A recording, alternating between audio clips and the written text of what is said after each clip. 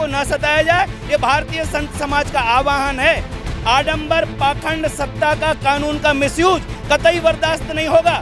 नहीं, बिल्कुल हक। हम तो शकल भी नहीं देखी, उन महाराज की शकल भी नहीं देखी आज तक के कैसे हैं कतूले महाराज। कान खोल के सुन लो, 150 करोड़ के चौकीदार तुम भी सुन लो और 22-23 करोड़ के सेवक तुम भी सुन लो।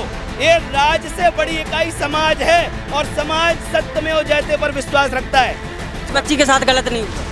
हमारे बच्ची के साथ गलत नहीं हुआ ना। आपकी बच्ची गौशाला में काम करती? हाँ, नहीं करती थी ना। उनके गौशाला के कहाँ पे गौशाला है? घर से तो बाहर नहीं निकला थी तो गौशाला में पाले। ये पास्को एक्ट का मिसयूज हो रहा है। अधिकांश पास्को एक्ट झूठे लगाए जा रहे हैं। इसका दुरुपयोग न किया जाए। छानबीन करके यदि किसी पर दोषी पाया जाता तो दंड हो और निर्दोष पाया जाता तो ब्लेम लगाने को पर्याप्त सजा मिलनी चाहिए।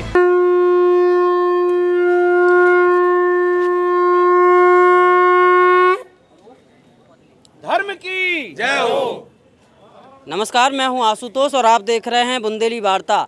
झांसी के मऊ रानीपुर में गौसेवक कतौली पाठक समेत 3 लोगों पर एक कन्या से लिखाए गए बलात्कार और पॉस्को एक्ट की गंभीर धाराओं में मामले के बाद अब ब्राह्मण समाज ने शंखनाद किया है। पूरा ब्राह्मण समाज आज झांसी जिलाधिकारी के यहाँ पहुँचा है और हमारे साथ महाराज जी हैं। क्या कुछ कहेंगे? क्या जिलाधिकारी को ज्ञापन दी गई? क्या कुछ मांग है?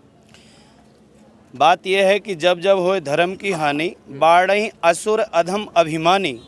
तो ये जो अधम अभिमानी बढ़ोतरी की ओर जा रहे हैं, सच्चे अच्छे लोगों को तंग कर रहे हैं, उसी क्रम में आदरणीय ब्रजेश पाठक जो इस जिले के ही नहीं पूरे बुंदेलखंड के एक जाने माने गौभक्त चेहरे हैं, जो लगातार विगत 20 वर्ष से तस्करों से जूझ रहे हैं।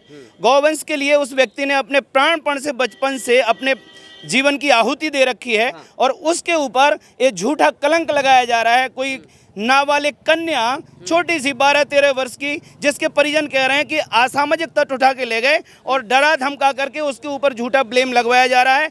ये सरासर झूठ है। उस बच्ची की जो नानी है वो अभी यहाँ डीएम साहब को ज्ञापन दी है कि साहब ये बिल्कुल गुंडागर्दी चल रही है और ये मिसयूज हो रहा है एक तरह से पास्को एक्ट का, कि उस छोटी सी कन्या को डरा के, धमका के, वर्गला के और ब्रजेश पाठक पर झूठा ब्लेम लगाया जा रहा है। हम सब लोग, पूरा भारतवर्ष का ब्राह्मण समाज, पूरे भारतवर्ष का, चूंकि इस समय पूरे भारतवर्ष के ब्राह्मण समाज की एम्बेसडर की उसमें मैं हूँ, परिव्राजक हूँ अखिल भारतीय।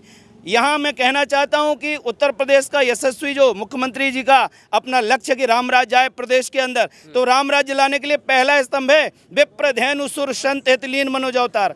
राम जी ने ब्राह्मण, गाय, संत और सज्जनों की रक्षा के लिए अवतार लिया था। यदि राम राज्य की परिकल्पना है जय श्री राम के नारे के साथ, तो भैया सज्जन लोगों को न सताया जाए, ये भारतीय संत समाज का आह्वान है। आडंबर, पाखंड, सत्ता का, कानून का मिसयूज कतई बर्दाश्त नहीं होगा। नहीं तो ऐसे कानूनों के खिलाफ पर जंग होगी और आर पार की होगी। इसमें कतई कोई कमजोरी नहीं है। भारत क्रांति के लिए तैयार है। वंदे मातरम। वंदे मातरम। महाराज जी, आप कह रहे हैं राम राज की परिकल्पना अधूरी है यदि ऐसा सब चलता रहा, लेकिन यहाँ उत्तर प्रदेश में भारतीय जनता पार्टी की सरकार है और भारतीय जनता पार्टी का गठबंधन अपना दल से है और अपना दल के विधायक पति पे ही सीधे कतौली पाठक आरोप लगा रहे हैं। कैसे साकार होगी? अब यही तो कहना है कि जो वास्तव में जो आपका राजतंत्र है, राज सत्ता है, वही तो हम कह रहे हैं कि दल बदलू लोग जिनका बैकग्राउंड आपराधिक है, आपराधिक, और ये हमारे कह रहे कि हम गंगा जल लेके बैठे हैं और इन पे गंगा जल हम छिड़क देते हैं तो वो धवल चरित्र के बन जाते हैं। ऐसी इनका अपना विश्वास है। ठीक है, मान लिया कि इनका अपना ऐसा एक प्रयास है कि चलो दिन भर का भूला शाम को यदि घर वापस आ जाए तो वो भूला नहीं माना जाता। ये पॉजिटिव एटीट्यूड है, हम इसका आदर करते हैं। लेकिन यदि इस पॉजिटिव एटीट्यूड का कोई मिसयूज करता है, ये ठेकेदारी ले रहे हैं दल बदलू लोग, चरित्रहीन लोग, भ्रष्ट लोग, तस्कर लोग, अपराधी लोग, राजनीति में, राज सत्ता में घुस करके वही अपना दुष्चरित्र का अपना आचरण कर रहे हैं, नीचता का, तो ये बर्दाश्त नहीं होगा। समाज राज्य से बड़ी इकाई है।